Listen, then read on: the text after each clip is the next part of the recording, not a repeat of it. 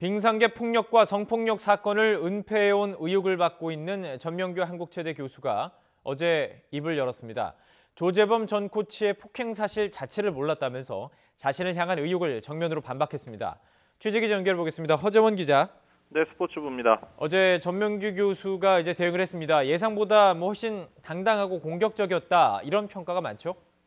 네, 그렇습니다. 전명규 교수는 지난해 국정감사 이후 처음으로 공식 석상에 등장했습니다. 가장 놀라운 부분은 자신을 빙상계 적폐라고 주장한 젊은 빙상인 연대가 진정 빙상계 발전을 위해서 하는 일인지 의구심이 든다고 포문을 연 부분입니다.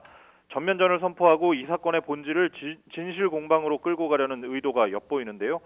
정 교수는 지난해 국정감사에서 공개된 자신의 녹취 파일이나 조재범 코치의 옥중 편지 모두 젊은 빙상인 연대가 정치권과 결탁해서 만들어낸 결과물이라는 주장을 펼쳤습니다. 한술 더 떠서 조재범 코치가 심석희 선수를 상습적으로 폭행했다는 사실 자체도 몰랐다고 주장하기도 했는데요. 전명규 교수의 얘기 직접 들어보겠습니다. 조재범 코치가 석희를 상습적으로 폭행해 왔다는 것도 사실은 저는 몰랐습니다. 젊은 연대가 하고 있는 그런 행위들은 여러분들이 어떻게 보시는지는 모르겠습니다만 진정으로 진심으로 빙상 발전을 위해서 하는 건지는 저 개인적으로는 좀 의구심이 들고요. 자, 이에 앞서서요, 젊은 빙상인 연대 역시 전명규 교수를 향한 공격의 수위를 높였죠. 네, 원래는 빙상계의 추가 피해 사례를 공개하려고 마련한 기자회견 자리였는데요. 예고에도 없던 손혜원 의원이 함께 참석하면서 기자회견의 성격이 완전히 바뀌었습니다. 이미 많이 알려지고 언론에도 많이 보도됐던 피해 사례를 짧게 언급만 했는데요. 이 역시 사건의 가해자가 전명규 교수의 제자라는 점을 강조하기 위해서였습니다.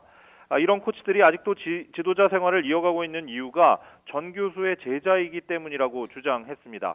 손혜원 의원의 얘기 들어보겠습니다. 전명규 교수는 빙상계 대부로 불리며 막강한 영향력을 가지고 있는 사람입니다. 빙상계의 적폐를 뿌리 뽑기 위해서는 전명규 교수에 대한 적극적인 수사가 시작되어야 한다고 생각합니다. 자, 우려도 있습니다. 이러다 보면 자칫하면 체육계 성폭력 근절이라는 본질보다는요, 양측의 그 진흙탕 싸움으로 흐를 수도 있는 거 아닐까요? 네, 그렇습니다. 바로 그 점이 정 교수 측이 노리는 포인트로 보입니다. 정 교수는 젊은 빙상인 연대의 배후에 정치권 세력이 있다고 주장했는데요. 그런 점에서 젊은 빙상인 연대의 어제 기자회견에 손혜원 의원이 함께 등장한 건 자충수였다는 평가도 있습니다.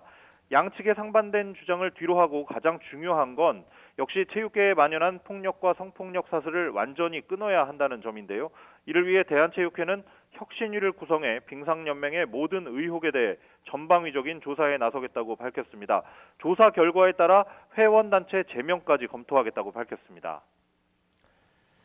대한체육회가 강한 대응책을 내놓은 건데 오히려 이번 사태의 가장 큰 책임이 대한체육회에 있다, 이런 지적도 있지 않습니까?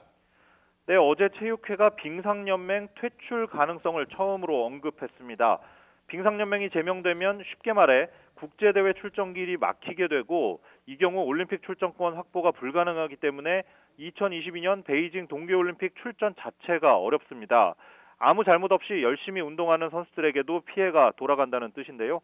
역시 가장 큰 책임이 있는 대한체육회가 잘못을 빙상연맹에 떠넘기는 무책임한 태도일 수밖에 없습니다. 어제 전명규 교수가 기자회견에서 이기흥 대한체육회장의 거짓말이 있었다고 증언했는데요.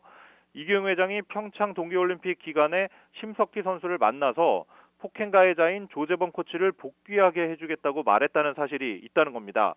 이 문제에 대해 이기흥 회장은 심석희 선수를 만난 적도 없다고 했다가 이번에는 만나기는 했지만 그런 말은 한 적이 없다, 이렇게 계속 말을 바꾸고 있습니다. 지금까지 YTN 허재원입니다.